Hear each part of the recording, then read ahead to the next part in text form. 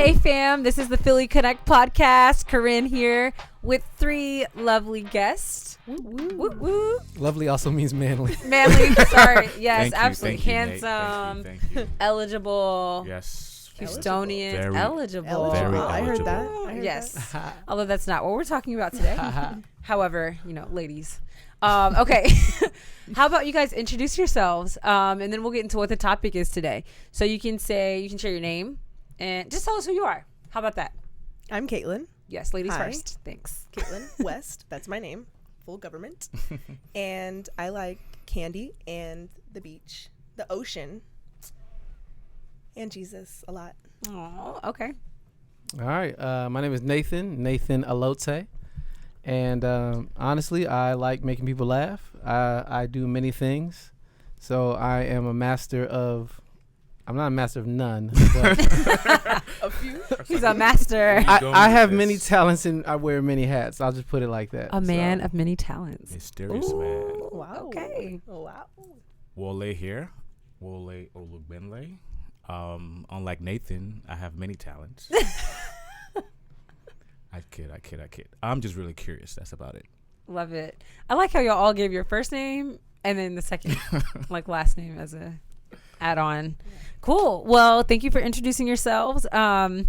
We are today talking about a topic that I think we need to talk about more as a community, as young adults, as millennials, in our culture and our society. What'd you say? Some of us. Wait, are you not? I You're am. on the cusp. I am.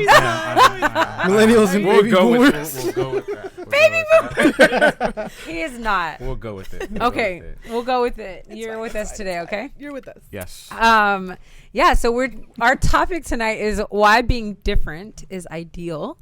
And in that, we're going to discover or talk about discovering self, identity, and loving oneself. So in our culture, I think that you guys can agree or disagree, but I feel like we hear that a lot, what it means, self-love, right?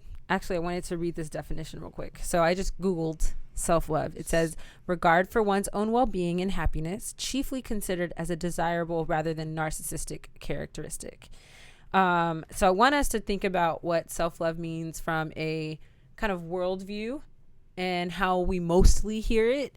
And then from a Christian perspective, the Bible talks about self-love. The Bible talks about loving oneself, loving your neighbor as you love oneself. So this idea of self-love originates in the Bible. So why don't we start there? Can we just discuss self-love as you know it to be personally, and maybe how your idea of self-love has changed over time? Yeah, sure. I think I'll say something first. Yeah, I think if you think about that question, why do we even need to tell each other to have self-love? Like the first time I remember thinking about that question as a teenager was because I was struggling with not having love in my life. And I think sometimes as we all are growing up with different issues, whether it's family issues or social friends issue, there's a emptiness, right? So I think in culture, we all come from different backgrounds, different brokenness, right? And I think that's where we have to start from, where basically the lack of love in our lives is really where the root of that question should be dealt with first. So That's good. Never. Okay. Don't know if I ever really thought about it that way. It's deep. it's a thought. It is Yeah. deep.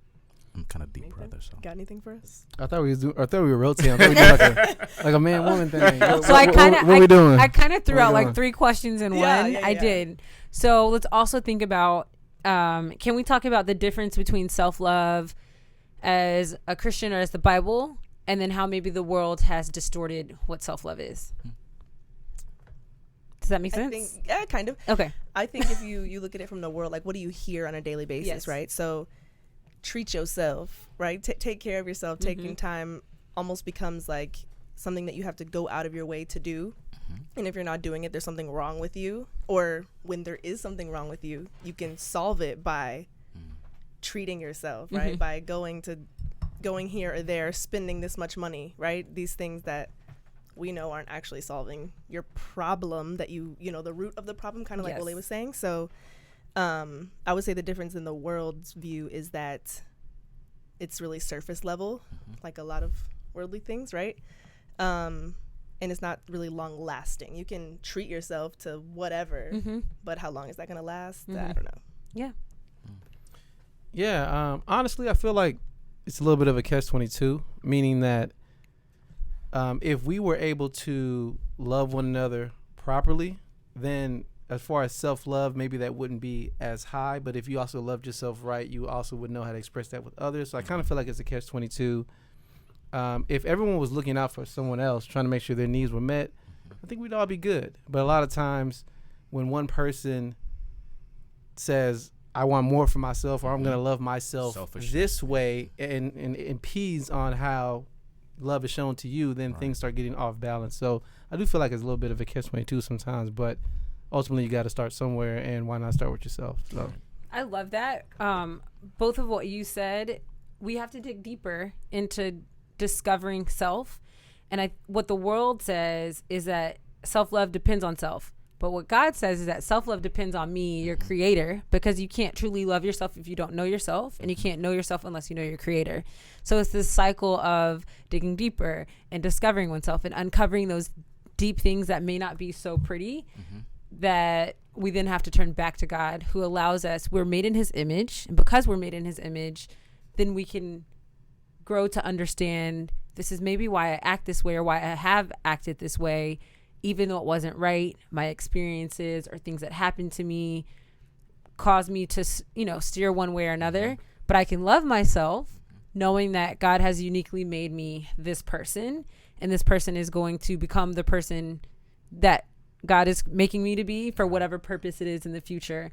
So self-love, there's an external or me factor that I believe that the world has us focusing on. Like Kaitlin was saying, go and have a spa day and make sure you're, taking care of your mental health and all these things. Absolutely good things we should do, but we can't do those apart from God. Right. Because if so, we will truly never be able to love self. Right. And actually, that kind of leads me to a thought that I had when I was much younger, which is really like, what is love to begin with, right? Yeah. And I think when you think about self-love, I know myself, the plus about me, but also the bad about me. And for me, when I was growing up, it was very hard for me to look at the weaknesses that I have and actually love myself. Sometimes even knowing myself and knowing the things I failed at actually made it very hard for me to actually accept myself, until, like you just said right now, I knew who God was. And his grace, coupled with his expectations of us, Right. together allow me to better love myself, versus just saying, know myself and love myself. So, right. So can we truly love ourselves if we don't know ourselves? And there's a process of self-discovery that we have to go on in this journey called life. So let's talk about that. Have you personally, can we talk about our own personal self-discovery journeys? And sometimes I think these things happen unknowingly, and then we reach a point where it's like, that's who I am. Like God just kind of big reveal. Can you guys relate? Any examples that you can share? any millennial, Oh my gosh. as a millennial group. Oh my goodness. yeah, I'll go ahead and go. So, no, I would say, at least for me, well,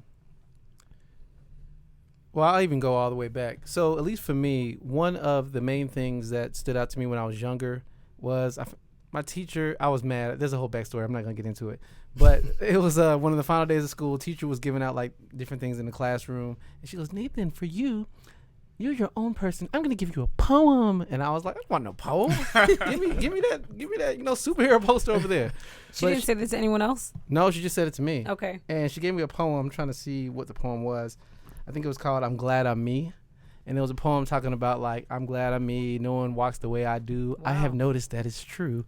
No one talks the way I talk. Wait, who wrote the poem? No, who wrote this poem? Okay, not you. I thought No, you I didn't. Okay. Jack Preluski. Okay.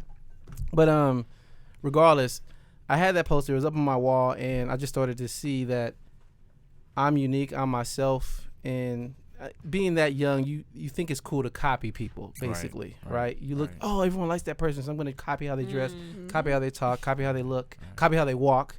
Oh, they failed a test. I'm going to fail a test too. Yeah. Because you're trying to find out what's so cool about them.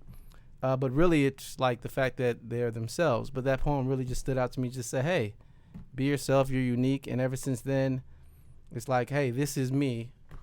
Even if I choose to do things a certain way, the fact that I am choosing to do it is one of the reasons that's making me unique, rather than me just copying and following somebody. So at least for me, early on, even, you know, it even affected, of course, my adolescent years and even adult years, just like you having to say so in your own life, of course, under the guidance and under scripture and following God, of course, but just saying, like, I made a decision to do this, not peer pressure or just following whatever else somebody else is doing to try to fit in.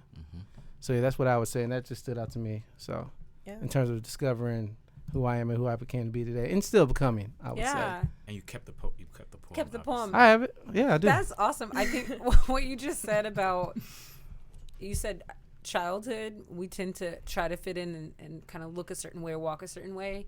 But the sad reality is that adulthood, we still do those same things. It just may look a little different, but we have so many platforms and so many environments that, you know, we go to where we know, it's like, real. I'm not this person, but I'm going here and this is the crowd I'm hanging out with, and I'm not going to be the person that's not doing those things or not going to those places. So we are not accepting our difference to fit in. Social media. Huge factor. So huge. But before we go on, do either of you have an example you want to share? So a time where you came to that realization, like, this is who I am, and kind of went through some things to get there. Maybe not exactly a specific time, but I had a hard time understanding that the difference in a Christian should do this, this, and this, and be this, this, and this, and then me being myself, who God created me to be. And that doesn't mean I have to be exactly like Carin, even though Carin is someone I look up to. That doesn't mean I have to be exactly like her or try to look exactly like her, dress exactly like her, talk like her, right? Understanding that I'm a loud person, but she's loud. God get hey, y'all. Yeah, she don't even have a microphone right now. They're nodding their heads because their headphones are on. I am a loud person, but understanding that God gave me a voice and gave me confidence and put me in places where I can speak for people who aren't able to speak for themselves. And there's a reason for that. It's not, instead of like, oh, I need to like close my mouth and sometimes, now, let's rewind. Sometimes I need to close my mouth and sit down. Understanding that as well, but getting that, like, God made me this way for a reason. Yes. And for a purpose, so that I can do what he wants me to do. Like, he didn't make me like Carin, because if he was going to make me like Carin, he wouldn't have to make me. Amen. Yeah, the only thing I'm going to add is just, for me, maybe you guys have more of a straight path. But growing up, I knew myself sort of, one way, but mostly I was just like trying to figure things out. And like you said earlier, like even till now, I'm still figuring things out. And I think for me, you have heroes you look up to, right? And typically what they do, you do. Like you were saying earlier, if they wear a black shirt, you wear a black shirt. But I think as you become more confident in not only who God is revealing yourself or himself through you, right? You learn more about yourself, your unique differences. But I think it's still a struggle for me to sometimes accept who I am, especially when it's in those painful places in life or your failures. And I think for me, the biggest thing that I'm still grappling with is just really not trying to be perfect. Yeah. Right? Because I think sometimes the things that I have failed at, or the things that the part of me that's still developing, it still rubs me off as like, God, like, this is not who I want to be, or this is who I want to be that I wish I was. So I think for me, it's still a bit of the chapters are still unfolding, right? So, thank you for sharing that. Definitely. One thing that I'm finding for myself is in those areas that are directly opposed in our own personal lives to who we know God has created us to be and who we know ourselves to be, even though our actions may not look in, the same as what God has said, that we still have to directly speak those things as God said, as if they were. Right. And that's how we begin to believe them and start walking in them. And what are some other ways that we can practically overcome that struggle of not accepting who we think we are because of the things that we've done, because of the things that we've experienced? Because I believe that also causes us to become the person that we never wanted to be. As you're talking right now, the verse that came to mind is, "For we walk by faith and not by sight." And I think for me, my struggle and the solution kind of like is, you have to believe it. Yeah. You don't see it, but you have to believe it. And I Yes. think sometimes it's funny how life works, where that actually does work, where you're failing at something or you're not achieving success in some areas of your life, but you have that faith, and then you do see fruit. But like you said as well, if you don't have that faith, you kind of produce what you don't want, right? So I've Right. seen some of that actually help out in Yeah. my life. Yes. And to that point, I want to hear from you guys as well, but making conscious efforts to not continue in the same way, old ways that you didn't like or weren't proud of. Mm-hmm. Yeah, one thing that I was just thinking of as Wole was talking is, a lot of times we do things and make decisions, and we kind of think that that decision is contained in a one instance in time. Like, hey, I was learning, I was figuring things out, I was trying to navigate, find out who I am, and we think it's like that one point, but it's more like, throwing a rock in some water. It's more like a ripple. Sometimes Right. those effects and those decisions kind of start rippling, and it gets bigger, and then sometimes it becomes who you are. Yeah. But other times, it's having the frame of mind and the thought to think of, while I'm doing this, even if I make a mistake, I need to understand and choose. I can either learn from this or continue in a bad habit in this. Yeah. And the reason I'm saying this is because most people don't think about the fact that this is all adding up to who you are becoming. And one thing that comes to mind is, I'm thinking about David. Like David, I'm thinking about 1 Samuel. David, he's watching sheep and protecting the sheep, not thinking actively about what is this going to be. And be a king. But then later on, it's, oh, you're king, and your role is going to be watching people and protecting people. Right. But you don't think about that actively. So just think of the decisions or the things that you're doing today. In the future, it may be who you become, because this is who you've practiced to be, right? So Yes. we're all practicing. And you can make an active decision and say, I'm not going to practice like that anymore. I'm going to practice like this. I'm going to do what God wants me to do. I'm not going to do that. But, of course, when you're practicing, you're not perfect. So, of course, you're not going to get it right. Yeah. But make sure you're practicing towards the right thing, not the wrong thing. That's what I say. Yes. That's good. Along with what both of y'all, that was good. I almost forgot what I was gonna say because I'm listening to y'all. Yeah, follow that. No, seriously. But I'm just like looking at this from a broad kind of perspective. I think like you used a specific scripture and then like the story of David. So I'm gonna say getting into God's word, and that might be like the Sunday school answer. But if you don't know what He says about you, you won't. That's true. But you can't believe something that you don't even know, that you haven't even looked at. Yeah. So I think like taking the time to actually look into like, what does God say about me? If you don't know, that's okay. There's a book. It's there, it's written for you. Look it up. We have Google. Like Google what are some truths that God says about that are true about me and my identity. So like getting into those things more, and so that you know them, then you can start to declare them over yourself and believe them. And then after that, I would also say community has been really important for me when I started taking my faith seriously, and in my journey of understanding who I am, having people around me that can help me be accountable. So like, like even like Nathan was saying, like the practicing the right things. Right. Like if I'm just out here like practicing and it's not right, at least if I have someone around me that can say like, hey, maybe let's not do That's that. not who you are. That's not too. who you are. You don't have to. Even True. I think it was community that helped me understand that some of the sin I was living in, I didn't have to live in that. I'm not a slave to that. Right. Yes. Like you understand God set you free from that. So you don't have to. And even just someone telling me that, I was like, oh, I don't have to go back to that. I am set free from that already. Rather than before, when I was thinking, okay, God forgave me for that, but then I'm gonna do it again. I'm gonna probably do it again. That doesn't mean it's not still a temptation. That doesn't mean it's not still there. Right. But I don't have to go and make that mistake. So I'm gonna say getting in the word and then having people around you that can hold you accountable and also just encourage you. Yes. And let you know, like, you don't have to be perfect. You're growing. We're getting there.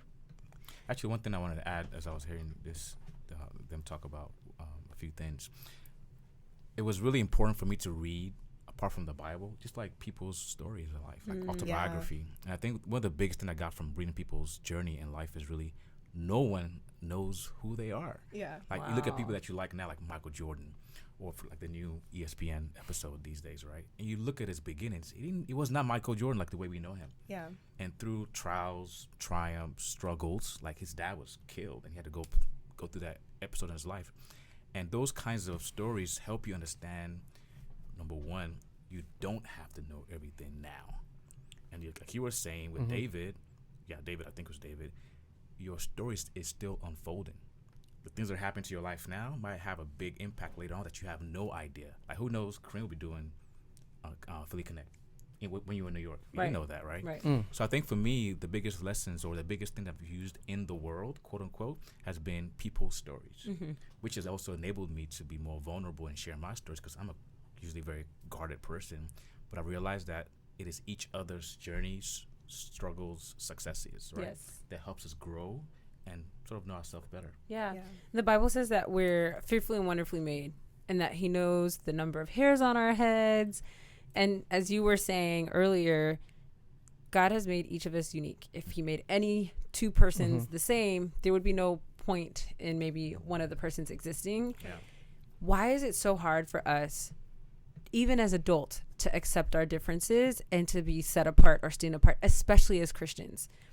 We oftentimes, I think within certain circles, try to put, two sides. So I'll fit in here and I'll fit in here. But neither of those persons are you being your true self. So why is it so hard for us to Deep question. accept our uniqueness in adulthood? First of all, I do accept all of you guys as unique. Thank you. That's so special. It's a table of love. We appreciate it. I can say something quick because I don't know if I necessarily have an answer for why, but Discussion. yeah. Yeah. But part of it is I think that it's us not knowing ourselves fully. So like I know when I was younger, I knew the side of myself that was an athlete.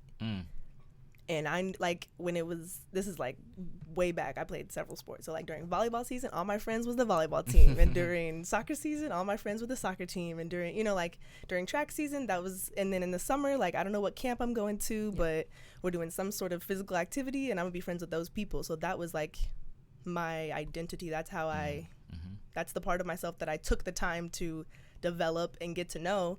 So I was comfortable there. That doesn't mean that's all I was. Right. That's just the only time that's the only area of my life that I took time to cultivate and grow in. So I think that can be true for any area of our life. I'm still somewhat athletic, kind of. You are. So there's that. There's obviously, I don't know, I like cooking. There's whatever. All of these different parts of me. There's my family. I could be a totally different person with my family than I am with my friends. There's like my church friends and then people that I have at work that are my friends, right? So understanding all of those different aspects and how they all make up different parts of me, I think that helps to be more genuinely myself in all of those circles because now I know who I am at a deeper level. Still not there yet. We're working. We're growing. We all are. As we all are. Yeah. Yes. As you're asking that question, what came to mind in a weird way is basically, I think when you're growing up, like your parents love you. Your mom, dad love matter you. what. You feel accepted. And then you start leaving that circle, and all of a sudden, who you are or need to be to get that love is a big thing. So I think in a way, we all sort of learn gradually that I need to be this thing at this moment to get that love or acceptance. And I think over time, that is a little bit of confusion that happens to us. And it is only as we get older and still maturing that we maybe sometimes can challenge the status quo or what the world tells us we need to be. So I think for me, it is that thinking that I realized that some of the gaps that I see in my life has been because I realized, wait a minute, let me go question some things that I've accepted or my actions. Why do I do this? Oh, when I was a little kid, I was seeking this group to want me. Wole from Lagos, Nigeria, flies to the U.S., is in Houston in middle school. Well, guess what? gotta be real funny so they'll make fun of me in my African accent. Guess what? I became really funny. So I guess in a way, I think that question around love. Wow. Yeah. Love is really tied to this other question you just asked us, right? So I think, and the more we know that God loves us fundamentally, the more we can let go of some of this other new kinds of definition that we need from other people. So Absolutely. There's a confidence that comes with knowing you're loved and accepted. my daddy loves me. So. Right. So you don't overcompensate in areas that it is then pushing you from being the person who you are. Which is crazy. Yeah. Right? Oh my gosh. Yeah. As you asked, the question, what came to mind was a lot of times we compartmentalize who we are. Kind of what Wole was saying, but we compartmentalize who we are just to try to get the best result on the person or the people that we're around at that given point in time. But the one thing that a lot of us miss out on, myself even included, is like a lot of times when we think about God, yes, he is the same yesterday, today, and forevermore. But even God handled people differently in different ways. I mean, we see all the time, God is the most compassionate person you would ever know. Ever. But also, in terms of God's... You can go there. Correct. But in terms of God's wrath and him being upset, you ain't stopping him. And he's going off, right? So... But still from love. Correct. But because God disciplines those who he loves. Yes. Can I call your mama spanked you when you were a little kid? Correct. So, or even protection, right? God will protect his kids. There you go.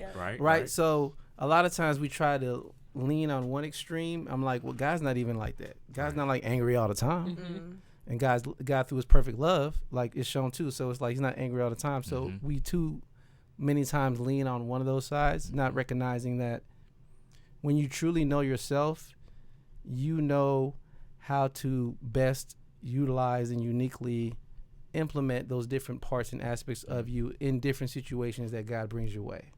And so instead of just trying to be too much like one thing, really need to be more reflective and think about all these things that I've been through. I can draw upon any one of those.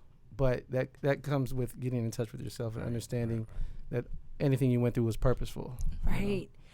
Purpose is so tied in here because as you guys were talking, I wrote, when you're confident in yourself, that means you're confident because you understand that there's a purpose in what you've been through, who you are, why you're different, why you like the things you like, dress the way you dress, talk the way you talk, the things you've done, where you go, etc.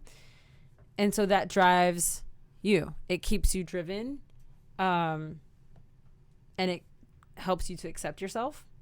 And then that is acceptance of self, and that's what also brings security. So then when you're secure in yourself, then it's this whole cycle of being driven, of understanding your purpose and continuing to walk in that.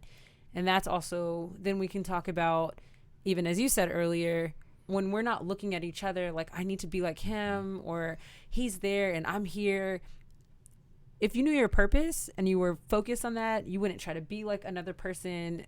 You wouldn't be envious and jealous and feel like you're missing out on things because you know why you're where you are, why you are the person you are, and you have less of a feeling of lack, of insecurity, because you understand deeply who God is creating you to be, why he's created you to be the way he's made you, uniquely, beautifully yourself. I wish we could, more people could understand that deeply. And even in adulthood, how many of us are still looking at others to complete us and to fulfill us instead of, it's so much harder than just saying like, depend on God. I hear this a lot. Find Jesus, find yourself. Idea, right? Like the more you know Jesus, the more you know yourself, which is true. But what does that really look like? There's the Bible verse that says we are in this world, not of it. And I think that in this world aspect is hard. It's a struggle. I think there's no formula. Right.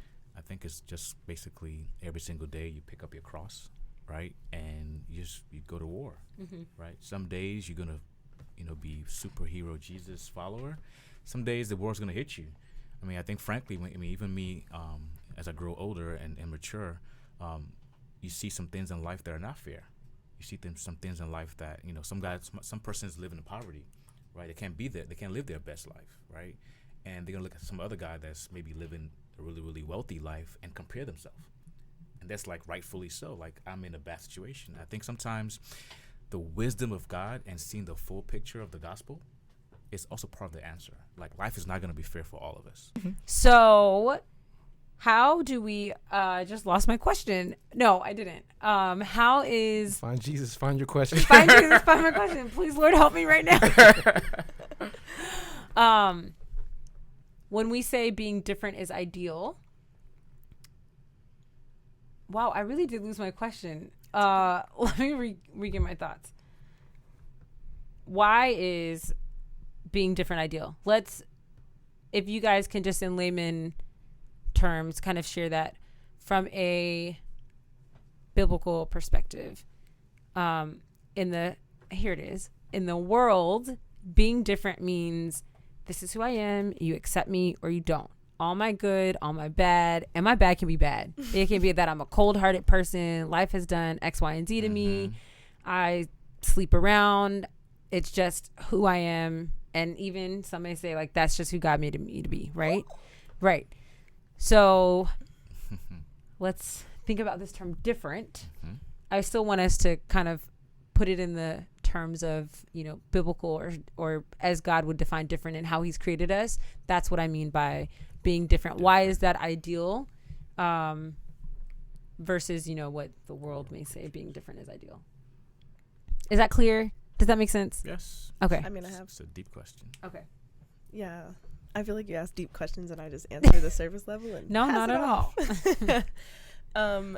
So I'm trying not to say the same thing I said earlier, but God put us all here for a reason. Mm-hmm. And that sounds really easy to understand. But if I know that God sent me here first and foremost to tell people about him and help them along to hey, come find Jesus, but also for something more specific in a specific place at a certain time, right? Like assignments come with locations, and anyway, it's a different sermon.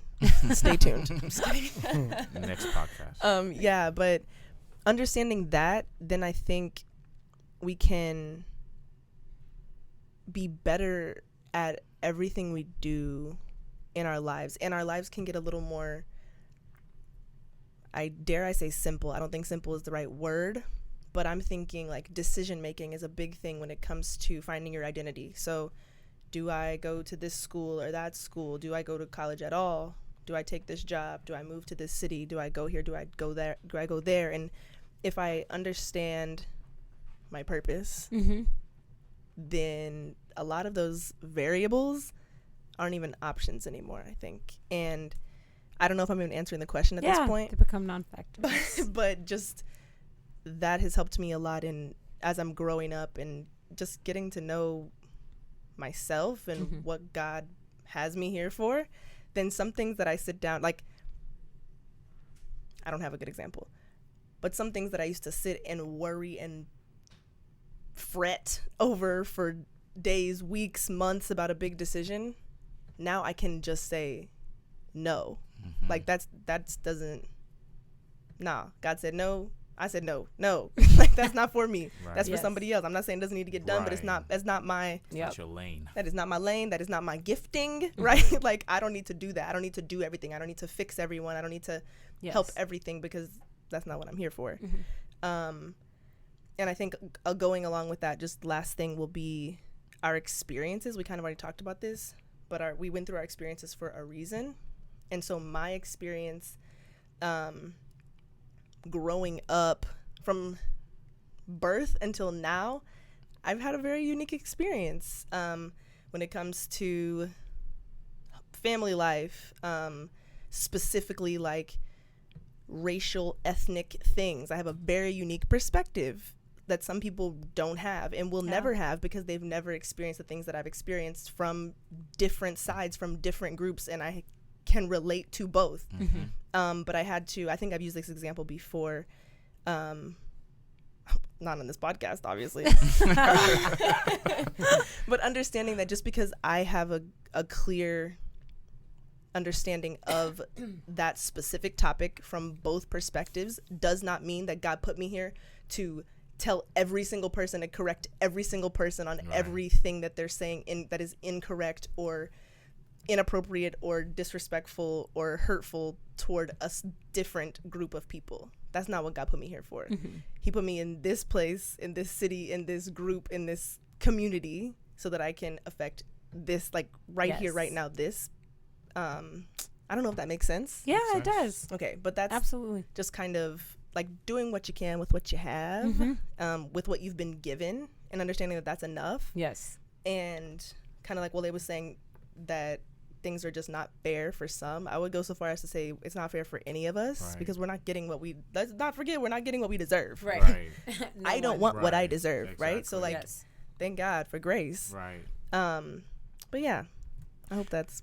There was two things that she talked about that came to my mind as I poked my eye.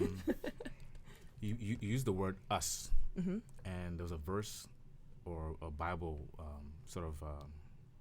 topic that I was thinking about, which is really about the fact that God says, be fruitful and multiply, right? Yeah.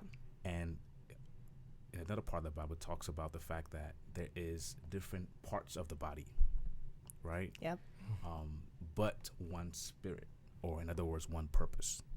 And I think for me, when we talk about towards your question, for me, it's all about the fact that I can accept myself fully, and know my path in life, because I know that, hey, I am the left arm.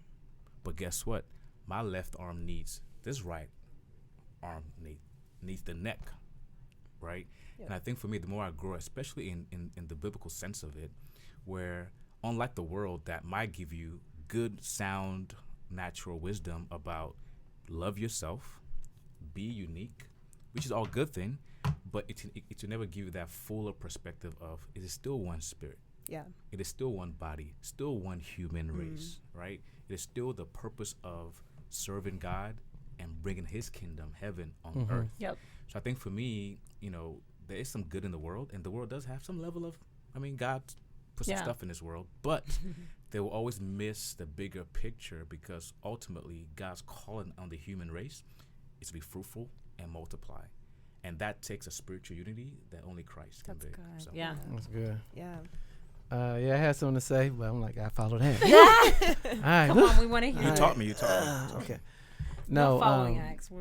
Why is being different ideal? Yes. I would say the thing that people really have to think about is you're not what you do. In a sense, your person is more so how you're reacting and how you're changing to what life is kind of bringing your way, right? And then you have to start looking at and asking yourself, am I following what normal is? But even behind that question is, am I following what normal is, but at the same time, who is setting the standard of what normal is that I'm following? That's good. Because again, if the world is the one setting the standard of normal that you're following, truly, God is normal. It's a different kind of normal. Yeah. And really, as we said earlier, the world in a sense doesn't understand that. So you have to ask yourself, who am I following after? The way, as I mentioned earlier, the way I'm making decisions, or why do I do what I do? What do I like? What are my likes and dislikes? All those things. It's fine to be unique and like certain things a certain way, but at the same time, it's what is really driving that? Because are you liking those things or going after those things to where it's following my purpose? It's rolling up into who God is? Or am I just kind of like doing it because the world has a bigger influence over me than what God has? So I would say to anybody, if you are normal, is it the world's normal? And if so, you need to be different. And different is ideal in this case, because God has a different type of normal, which we need to follow. Right. And so, I just wanted to call that out just to make that distinction. Again, you're not exactly the sum total of what you do. It's who you are and how you're reacting to whatever was being brought your way. And behind that, you got to ask yourself, and how you're acting, is that pleasing God ultimately? Yeah. And if it's not, time to get different. Right. Letting that drive Yeah. your decisions moving forward in terms of who you are. Let's get different. I like that. Let's get Let's different. get different. Okay. Well, you guys, okay. really appreciate you guys being a part of this discussion. My prayer is that anyone listening can glean something from what we discussed, whether it's about self-love, identity, purpose. We talked about a lot, self-discovery. Yeah. And I personally am still discovering myself. I think And we I've all are. Yeah, we all are. But I've really been intentional about praying and asking God. I think I got a little annoyed, even just to be fully transparent, hearing people say, the more intimate you are with God, the more you know about yourself, and you kind of see that reflected in your relationships, etc. So I started really seeking God about that, and that's kind of where I am now.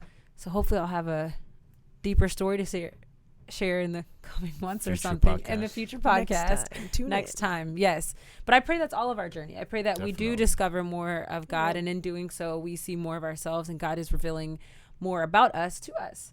Yeah. So thank you. Appreciate you thank guys you. for being here and for sharing your experiences and being open about those things and who you are, who God has made you to be. Love y'all. And I love myself. I love myself. Self-love. Yes, I love Self-love. myself. Let's all say it. I love Love I myself. myself. love myself. We should have had some like self-love declarations to end this out. Or cookies. Or cookies. Okay, we'll go have I cookies. prefer cookies. Yeah. All I right, like to- fam. This is the Philly Connect podcast brought to you by Red Elephant Films. Yes. Yeah. Until next time. Peace.